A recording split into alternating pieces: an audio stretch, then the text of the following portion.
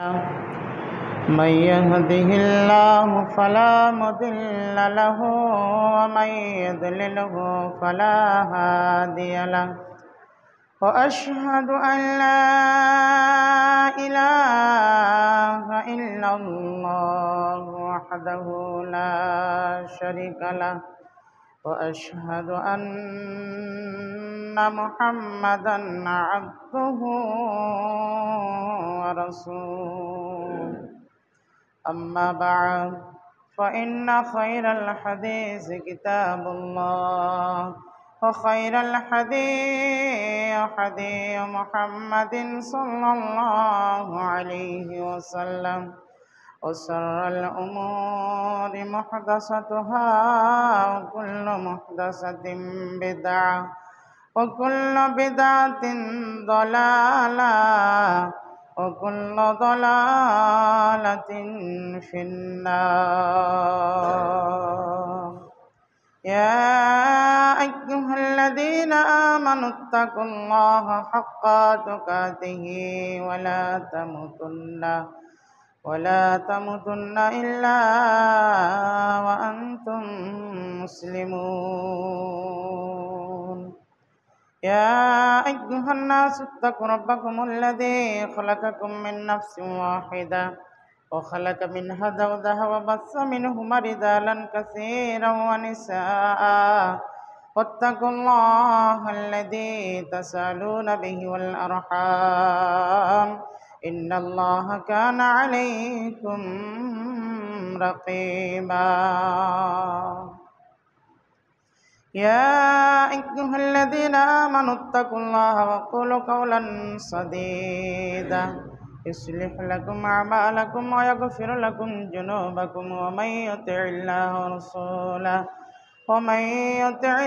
ورسوله فقد فاز فوزا عظيما بارك الله لكم في القرآن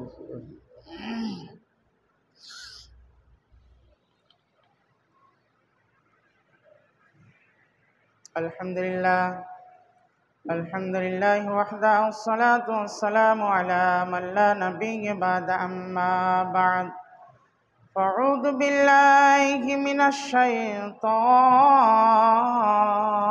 الرجيم وما أمروا إلا ليعبدوا الله مخلصين له الدين حنفاء ويقيموا الصلاة ويؤتوا الزكاة وذلك دين القيمة وقال النبي صلى الله عليه وسلم فأخبرني عن الإحسان قال أن تعبد الله كأنك تراه فإن تكن تره فإنه يراك البخاري উপস্থিত শ্রদ্ধেয় সম্মানিত ইসলাম দরদি ভাই সকল, সর্বর্গই মহান করুণা রব্বুল আলামিনের প্রশংসা। যেই মহান রব্বুল আলামিন আমাদেরকে সাপ্তাহিক পরে জামি মসজিদ একত্র দান করেছেন, তাই আমরা সকলেই অন্তর থেকে পড়ি আলহামদুলিল্লাহ। তিনার প্রশংসার পর তিনার প্রিয়তম রাসূল মামিন আল্লাহর কান্ডারি রহমাতুল্লিল আলামিন হযরতে মুহাম্মদ মুস্তাফা সাল্লাল্লাহু আলাইহি সাল্লাম তিনার প্রতি শান্তির ধারা বর্ষিত হোক। আল্লাহুম্মা সাল্লি আলাইহি আল্লাহুম্মা বারিক আলাইহি ওয়াসাল্লিম। আজকে যে আমার বক্তব্যের বিষয় সেটি হচ্ছে ইখলাস। যেহেতু আমরা যে কোনো ইবাদত করি না কেন, আমাদের ইখলাস যদি সঙ্গে না থাকে তাহলে সে আমাদের ইবাদত করে না করে সমান। অতএব ইখলাস দিয়ে আমাদেরকে ইবাদত করতে হবে। ইখলাস এর অর্থ হচ্ছে নিয়াত পরিষ্কার, অন্তর পরিষ্কার করে আমাদেরকে খালিস নিয়াতে আল্লাহর যে কোনো ইবাদত করতে হবে, এটাই হচ্ছে ইখলাস। এই মর্মে আল্লাহ রব্বুল আলামিন সূরা বাইয়িনা 5 নম্বর আয়াত আল্লাহ বলছেন, ওয়ামা উমিরু ইল্লা লিয়াবুদুল্লাহা মুখলিসিনা লাহুদ্দিন হুনাফা ওয়া ইউকিমুস সালাতা ওয়া ইউতুজ যাকাতা ওয়া যালিকা দীনুল কাইয়্যিমা। আল্লাহ রব্বুল আলামিন এখানে আদেশ করছেন প্রত্যেক নবী রাসূলগণকে, ওয়ামা উমিরু ইল্লা লিয়াবুদুল্লাহা, যে আমি তাদেরকে শুধু এটাই আদেশ করছি, এটাই নির্দেশ দিচ্ছি যে তারা যেন শুধু আল্লাহর ইবাদত করে, মুখলিসিনা লাহুদ্দিন, আর তার জন্যই আল্লাহর দ্বীনকে একনিষ্ঠ করে।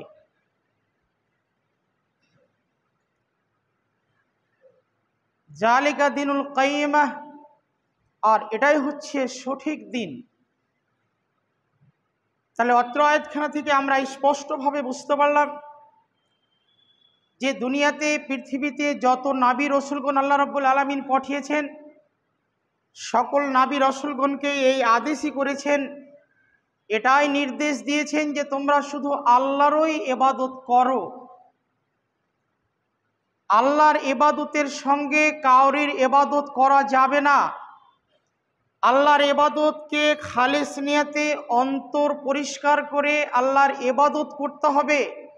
এটাই হচ্ছে সঠিক দিন, এটাই হচ্ছে মজবুত দিন। অতএব আমরা যে কোনো ইবাদত করি না কেন, অন্তর পরিষ্কার করে নিয়ত সাফ করে আল্লাহ রব্বুল আলামিনের ইবাদত করে যেতে হবে, এটাই বাস্তব। অন্য জায়গাতে আল্লাহ রব্বুল আলামিনের নবীকে হযরত জিবরিল আলাইহিস সালাতু ওয়াস সালাম এসে বললেন, ফাআখবিরনি আনিল ইহসান। আল্লাহ রসুল ইহসান কি জিনিস?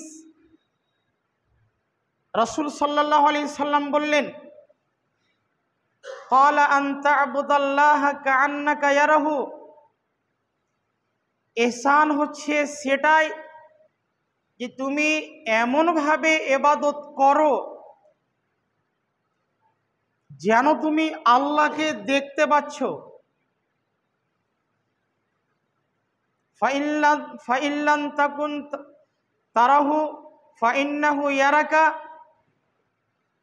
যদিও তুমি আল্লাহকে দেখতে না পাও, তাহলে এটা অন্তরের ভিতরে বিশ্বাস রাখো যে তুমি অবশ্যই, মানে আল্লাহ অবশ্যই তোমাকে দেখছে। বুখারীর হাদিস। অত্র হাদিসখানা থেকে আমরা স্পষ্ট বুঝতে পারলাম যে জিবরাইল আলাইহিস সালাতু ওয়াস সালাম এসে আল্লাহ রসুলকে বললেন যে ইহসান কি জিনিস। ইহসান দেখাতে গিয়ে রাসূল সাল্লাল্লাহু আলাইহি সাল্লাম এভাবে ইবাদত করতে বললেন আমাদেরকে যে এমনভাবে আমরা ইবাদত করি যেন আমরা অবশ্যই আল্লাহ রব্বুল আলামিন আমাদেরকে মানে দেখছেন, মানে আমরা অবশ্যই আল্লাহকে দেখছি। এটা যদি না হয় তাহলে তোমরা এটা মনে করে নিবে যে আল্লাহ রব্বুল আলামিন অবশ্যই আমাদেরকে দেখছেন। তাহলে আমাদেরকে ইবাদত সে মতো করে করতে হবে। নামাজে দাঁড়িয়ে হোক, যে কোনো বিষয় নিয়ে হোক, আমরা যখন আল্লাহকে সন্তুষ্টির জন্য ইবাদত করব, আল্লাহকে খুশি করার জন্য যখন নামাজে সলাতে দাঁড়াবো, তখন আমরা মনে ভেবে নিব যে আল্লাহ রব্বুল আলামিনকে আমরা দেখছি। অথচ আল্লাহ রব্বুল আলামিন আমাদেরকে দেখবেন, এই দুটো জিনিস আমাদের অন্তর যদি অবশ্যই থাকে, তাহলে অনেকটা খেয়াল বেখেয়াল আমাদের নামাজে যে আসে সে থেকে আমরা দূরে থাকব। এবং হাদিসে আল্লাহ রাসূল সাল্লাল্লাহু আলাইহি ওয়াসাল্লাম অন্য জায়গাতে বললেন, আমরা যখন যেই জায়গাতে সাজদা করব সেই জায়গাতে যদি আমরা ধ্যান দিয়ে থাকি, নজর দিয়ে থাকি, তাহলে অনেকটা মানে অন্যান্য বেখেয়াল থেকে আমরা বিরত থাকব। যেহেতু শয়তান তো পিছনে লেগেই আছে, নামাজে দাঁড়িয়েও শয়তান কাজ করে, অতএব সেই শয়তান থেকে পানা চাইতে হবে, সেই শয়তান থেকে আমাকে আপনাকে বিরত থাকতে হবে। এই কারণে রাসূল সাল্লাল্লাহু আলাইহি ওয়াসাল্লাম বললেন যে সেই সাজদার দিকে তাকিয়ে থাকবে, নজর দিবে, তাহলে অনেকটা রক্ষা পেয়ে যাবে। এরপরও যদি আমাদের সেই শয়তানি ধ্যান আসে, তাহলে রাসূলের যেটা হাদিস যে বাম দিকে থুথু দিতে হবে, তাহলে অনেকটা সেই বেখেয়াল থেকে আমরা রক্ষা পেয়ে যাব।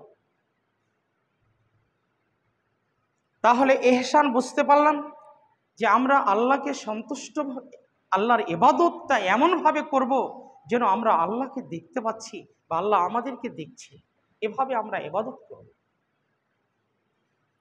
আর যে কোনো ইবাদত করব না কেন, নিয়ত পরিষ্কার করে ইবাদত করতে হবে। কেন আল্লাহ রাসূল সাল্লাল্লাহু আলাইহি সাল্লাম বুখারী শরীফ হাদিসের মধ্যে বললেন যে ইন্নামাল আমালু বিন্নিয়াত, প্রত্যেকটা আমল, প্রত্যেকটা কাজ, প্রত্যেকটা ইবাদত নিয়তের উপরে ডিপেন্ড করছে। যেইভাবে নিয়ত করবে সে তার কর্ম পেয়ে যাবে। অতএব নিয়ত পরিষ্কার করে আমাকে আপনাকে সকল ব্যক্তিকেই আল্লাহর ইবাদত করতে হবে, এটাই বাস্তব। নিয়ত পরিষ্কার যদি না থাকে তাহলে আমাদের ইবাদত কবুল হবে না। যেহেতু আল্লাহ রাব্বুল আলামিনের নবী এক হাদিসের ভাষায় এভাবে বললেন যে ইন্নাল্লাহ তাআলা লা ইয়ানজুরু ইলা আজসামিকুম ওয়ালা ইলা সুওয়ারিকুম ওয়ালাকিন ইয়ানজুরু ইলা কুলুবিকুম।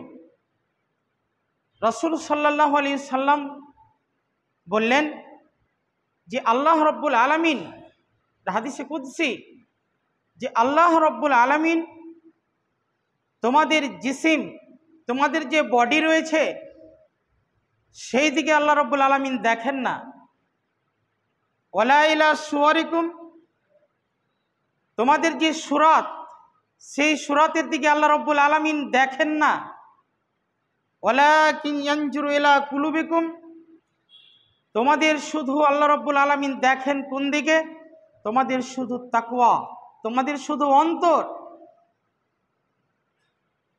কি উদ্দেশ্য নিয়ে আমরা আল্লাহর ইবাদত করি, কি নিয়ত নিয়ে আল্লাহর ইবাদত করি, সেই দিকে আল্লাহ রাব্বুল আলামিন শুধু আমাদের দেখেন, শুধু আমাদের অন্তরের দিকে দেখেন, তাকওয়ার দিকে দেখেন।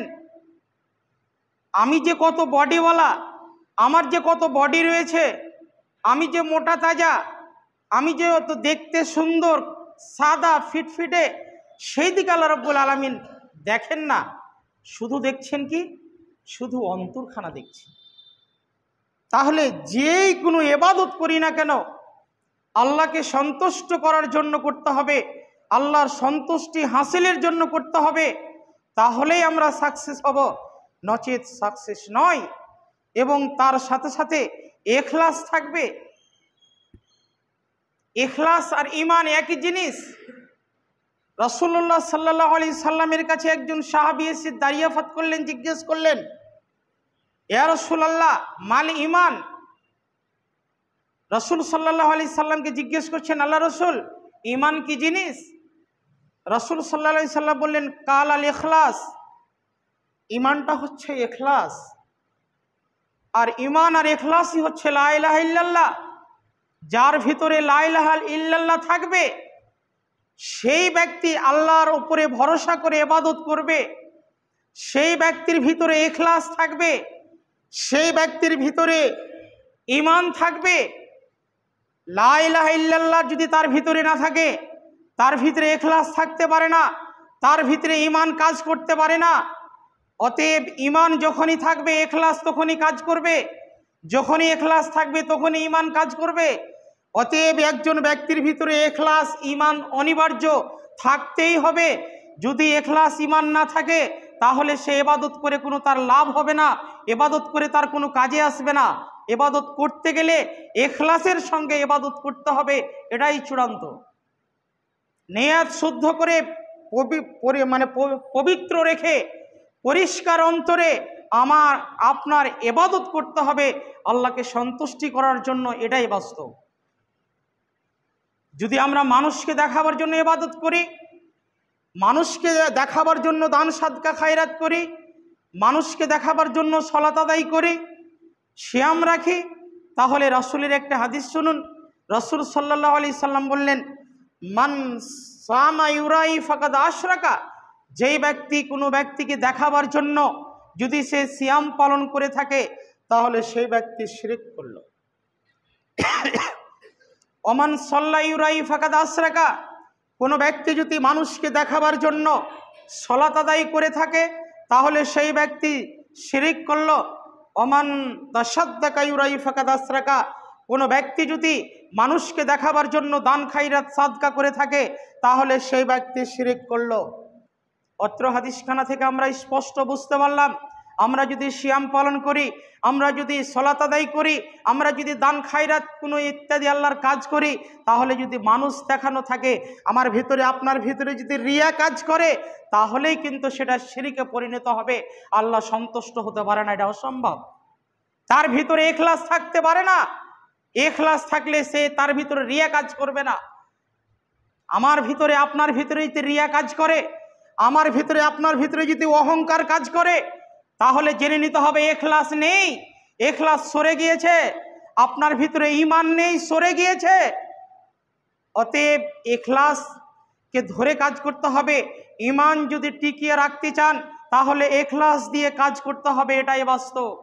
ইখলাস ছাড়া ঈমান থাকে না, ঈমান ছাড়া ইখলাস থাকতে পারে না, অসম্ভব।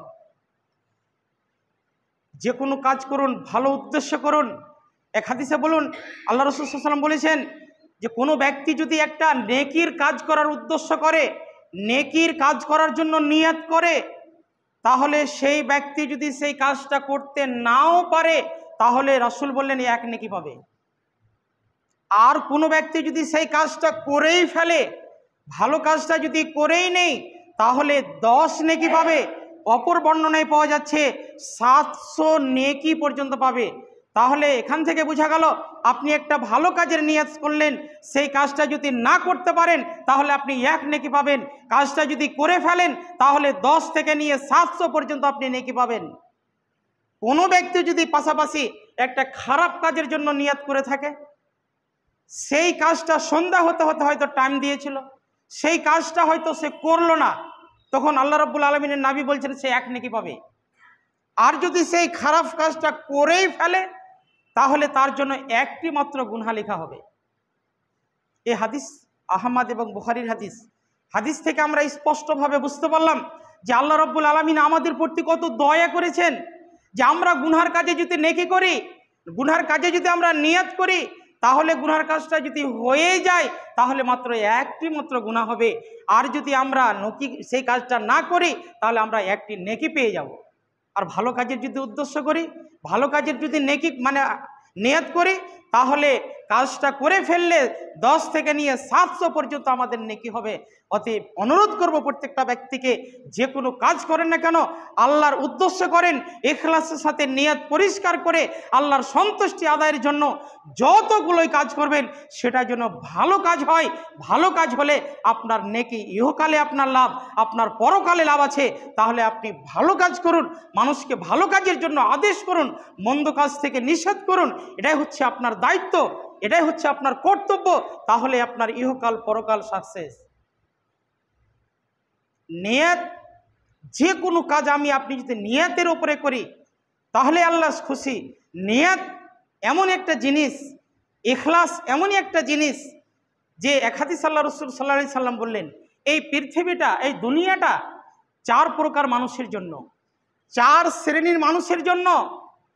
এক শ্রেণী ব্যক্তিকে আল্লাহ রাব্বুল আলামিন, 1 নম্বর যে ব্যক্তি, ওই শ্রেণীর দলটাকে আল্লাহ রাব্বুল আলামিন তাকে শুধু মাল দান করেছেন এবং ইলম দান করেছেন। সেই ব্যক্তির কাছে মালও থাকলো, ইলমও পেল।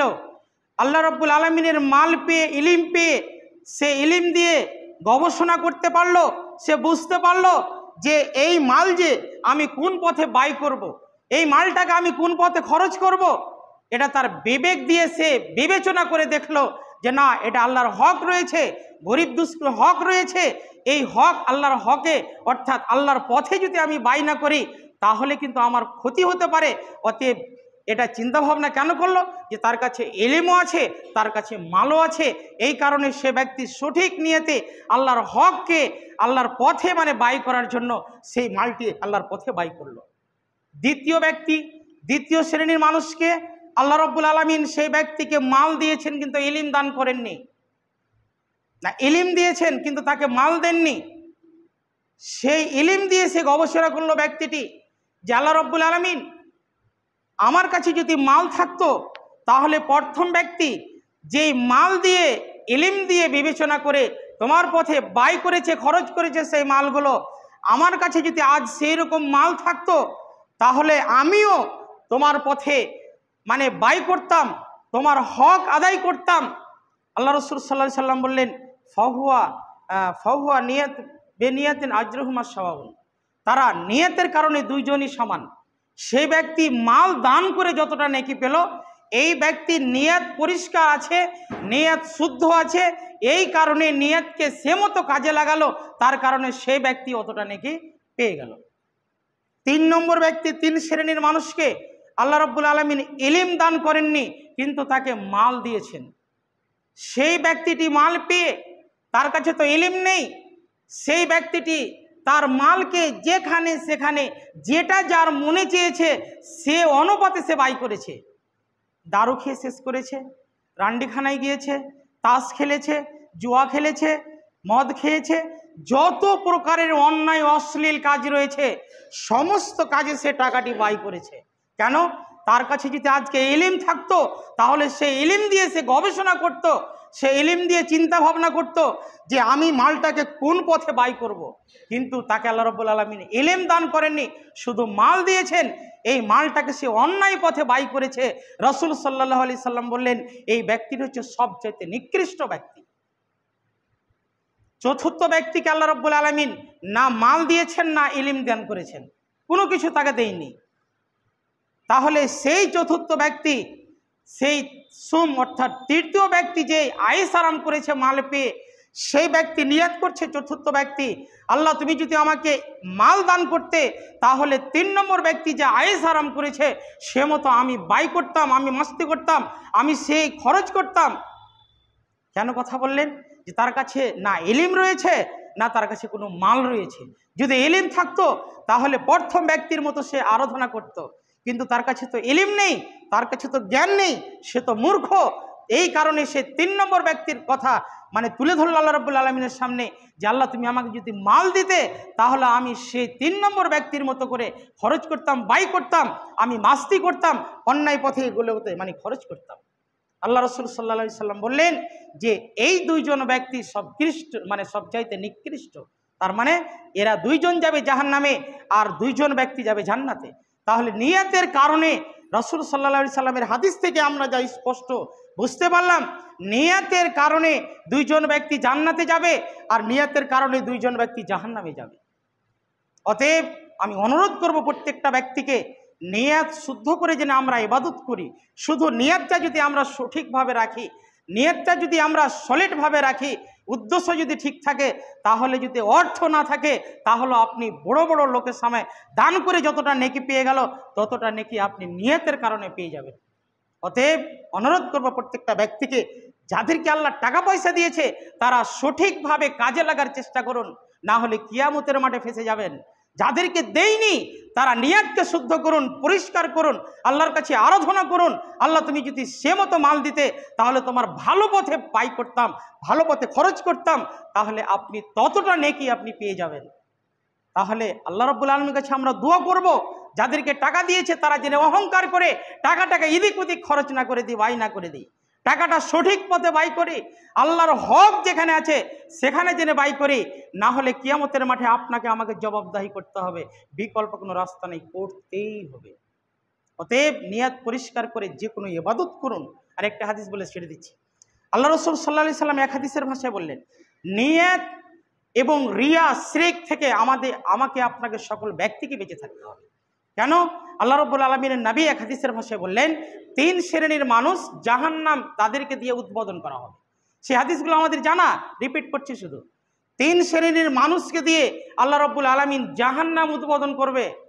তার মানে এক শ্রেণীর মানুষ হচ্ছে, রাসূল বলছেন এক শ্রেণীর মানুষ হচ্ছে যারা হচ্ছে শহীদ, যারা শহীদের দরজা পেয়েছে, শহীদ হয়ে মারা গেছে, সেই শহীদ ব্যক্তিকে দিয়ে জাহান্নাম উদ্বোধন করা হবে। আমরা শুনেছি হাদিসের ভাষায় রাসূল সাল্লাল্লাহু আলাইহি ওয়াসাল্লাম বলেছেন শহীদের যারা মর্যাদা পেয়েছে, শহীদ ব্যক্তিকে দিয়ে মানে জান্নাত, সেই ব্যক্তির আগে কোনো ব্যক্তি টিকবে না, সে জান্নাতে যাবে। কিন্তু নিয়তের কারণে, নিয়ত ডিফল্ট থাকার কারণে, ফল থাকার কারণে সে কি হচ্ছে, নিয়তের শুধু কারণে সে জাহান্নামে যাবে, জাহান্নাম উদ্বোধন করা হবে। তার 1 নম্বর শহীদ। শহীদ ব্যক্তিকে আল্লাহ রাব্বুল আলামিন ডেকে বলবেন কি বলবেন, যে আমি যে তোমাকে নিয়ামত দান করেছি, সে নিয়ামতগুলোর ব্যাপারে তুমি কি জানো? সে নিয়ামতের শুকরিয়া আদায় করবে, নিয়ামতের ব্যাপারে জানবে, তারপরে জিজ্ঞেস করবে যে তুমি কি করেছো, কিভাবে শহীদ হয়েছো। সে ব্যক্তি বলবে, আল্লাহ তোমার সন্তুষ্টির জন্য, তোমাকে খুশি করার জন্য আমি কি করেছি, লড়াই করেছি, যুদ্ধ জেহাদ করেছি, জেহাদ করে শহীদ হয়েছি। আল্লাহ বলবেন, কাযযাবতা, তুমি মিথ্যা কথা বলছো, তুমি ঝুট্টা কথা বলছো। কেন? এই জন্য মিথ্যা কথা বলছো যে তোমাকে দুনিয়াতে তুমি এটা চেয়েছিলে যে তোমাকে লোক বাহাদুর বলবে, দুনিয়াতে চেয়েছিলে তোমাকে তো মাস্তান বলবে, অতএব ফাকাদ কিলা, সেটা দুনিয়াতেই বলা হয়ে গেছে। ফেরেশতাদেরকে অর্ডার করবে, তার ট্যাং ধরে মুখের ভরে টানতে টানতে ছেঁচড়িতে জাহান্নামে নিক্ষেপ করে দাও। তাহলে শহীদ ব্যক্তি নিয়তের কারণে জাহান্নাম যাচ্ছে সর্বপ্রথম। 2 নম্বর ব্যক্তি, সে আমার আপনার মতো কারি আলেমকে ডেকে মানে কি করবেন, জাহান্নাম উদ্বোধন করা। আমরা জানি আলেমের মর্যাদা অনেক, কিন্তু আলেমের শান রাখতে হবে। আলেমের শান মর্যাদা যদি না বুঝে, আলেমের ভিতরে যদি সেরকম শান না থাকে, আলেমের যদি অন্তর্নিয়ত পরিষ্কার না থাকে, তাহলে আমার আপনার মতন কারি হাফিজ আলেমকে দিয়ে জাহান্নাম উদ্বোধন করা হবে কিয়ামতের দিন। সে আলেম হাফিজকে ডাকা হবে, কারিকে ডাকা হবে, আল্লাহ রাব্বুল আলামিনের সামনে এসে আল্লাহ রাব্বুল আলামিন জিজ্ঞেস করবেন, আমার যে নিয়ামতগুলো, সে নিয়ামতের ব্যাপারে তুমি কি করেছো, কি আমল করেছো। তখন রব্বুল আলামিনের সামনে সে আলেম হাফিজ কারি বলবে, আল্লাহ আমি কোরআন শিখেছি, কোরআনের শিক্ষা দিয়েছি, আমি কোরআন শিখেছি, কোরআনের শিক্ষা দিয়েছি শুধু একমাত্র তোমাকে সন্তুষ্টি করার জন্য। আল্লাহ বলবেন, ফাকাযযাবতা, তুমি মিথ্যা কথা বলছো, তুমি এই উদ্দেশ্যে করেছো। ফাকাদ কিলা, তোমাকে সেটা দুনিয়াতে বলা হয়েছে। কি? তোমাকে যেটা মানুষ বড় আলেম বলে, বড় মুফতি বলে, বড় কারি বলে, বড় হাফিজ বলে, বড় মাওলানা সাহেব বলবে, এটা তোমাকে দুনিয়াতেই বলা হয়েছে। অতএব ফেরেশতাদেরকে অর্ডার করবে যে যাও, তার ট্যাং ধরে মুখের ভরে ছেঁচিয়ে তাকে জাহান্নামে নিক্ষেপ করে দাও। তাহলে আজকে আমার আপনার সেই আলেমের যদি শান শওকাত যদি সেই আলেমের মতো না থাকে, রাসূলের পদ্ধতিতে আমি যদি চলাফেরা না করি, আপনি চলাফেরা না করেন, তাহলে আমার আপনার অবস্থা হবে সেই মতো যে ট্যাং ধরে জাহান্নামে নিক্ষেপ করে দেবে। আলেম হলেই যে সে জান্নাতে যাবে এটা কে বলেছে? সে মতো আমল লাগবে, তার কৃষ্টি কালচার রাসূলের পদ্ধতিতে হতে হবে। না যদি হয় তাহলে সে জান্নাতে যাবে না, জাহান্নামে যাবে। 3 নম্বর, সাক্ষী, যারা দানশীল, যারা দুনিয়াতে দান করেছে, আল্লাহর পথে খরচ করেছে, আল্লাহ রাব্বুল আলামিন জিজ্ঞেস করবেন সে ব্যক্তিকে, বলো তুমি কি করেছো, সে আমার নিয়ামতের শুকরিয়া কি করেছো, কিভাবে পালন করেছো।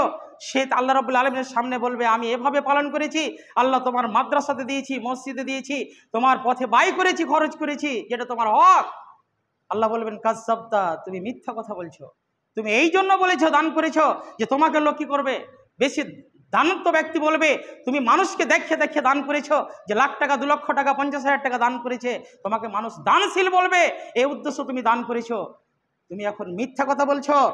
ফাকাযযাবতা, আল্লাহ রাব্বুল আলামিন বলছেন তুমি মিথ্যা কথা বললে, তুমি দুনিয়াতেই সেটা তোমাকে বলা হয়েছে, তুমি তার প্রাপ্য পেয়ে গেছো। অতএব ফেরেশতাদেরকে অর্ডার করবে, যাও জাহান্নামে তাকে নিক্ষেপ করে দাও। তাহলে অত্র হাদিসখানা থেকে আমরা 3 শ্রেণীর মানুষের কথা শুনলাম। অন্তর যদি ঠিক থাকে, নিয়ত যদি পরিষ্কার থাকে, তাহলে আমার আপনার জান্নাত হবে সর্বপ্রথমে। আর যদি নিয়ত পরিষ্কার না থাকে, তাহলে এই 3 শ্রেণীর মানুষকে দিয়ে জাহান্নামকে উদ্বোধন করা হবে। অতএব একটু সামান্য নিয়তের কারণে একটু ফল্ট পেয়ে গেলে আল্লাহ রাব্বুল আলামিন নাখোশ হয়ে যাবে, আল্লাহ রাব্বুল আলামিন নারাজ হয়ে যাবে। অতএব আমি অনুরোধ করব প্রত্যেকটা ব্যক্তিকে, প্রত্যেকটা সমাজের মানুষকে, প্রত্যেকটা মুসল্লিকে, যে আমরা যে কোনো ইবাদত করি না কেন, আমার আপনার নিয়ত সঠিক হতে হবে, আমার আপনার ভিতরে ইখলাস থাকতে হবে। আল্লাহকে সন্তুষ্টি করার জন্য যদি আমি আপনি ইবাদত না করি, তাহলে কিন্তু সেই ইবাদতে কাজে আসবে না। সারা দিন বসে বসে যদি তসবিহ গণেন, সারা রাত যদি তাহাজ্জুদ আদায় করেন, তাহলে কোনো লাভ হবে না। কেন? যদি সেখানে আপনার রিয়া ঢুকে থাকে, সেখানে যদি আপনার শিরক ঢুকে থাকে, সেখানে যদি আপনার মানুষকে দেখানো ইবাদত থাকে, তাহলে কোনো কাজ দেবে না। অতএব আল্লাহ রাব্বুল আলামিনের কাছে দোয়া করি, আল্লাহ রাব্বুল আলামিন তুমি আমাদেরকে শিরক মুক্ত ইবাদত করার তুমি তৌফিক দান করুন। আল্লাহুম্মা আমিন।